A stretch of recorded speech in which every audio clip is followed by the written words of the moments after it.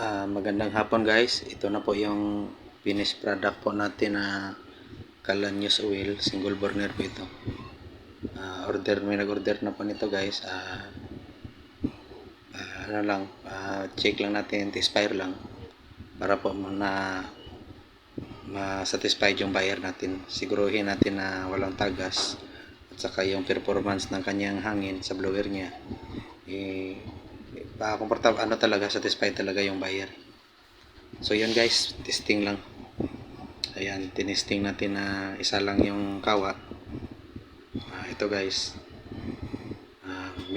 makapal yung gamit natin dyan na mga materials. Saka heavy duty talaga guys. Ayan. Sa mga may mga heavy user dyan, mas makakatipid kayo nito pag ito yung ginagamit nyo. 50-50 lang sa formula nito. Kalan nyo cooking oil at saka engine oil. Ayan guys, pinatay muna natin yung ilaw para pa makita yung performance ng kanyang apoy.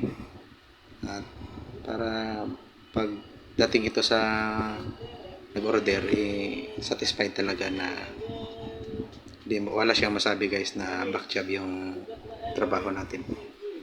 So ayan guys, napakaganda ng performance niya. Tapos blue flame talaga siya. So ayan guys, kung gusto nyo ring gumawa niyan, pwede rin kayo nang mag DIY niyan guys.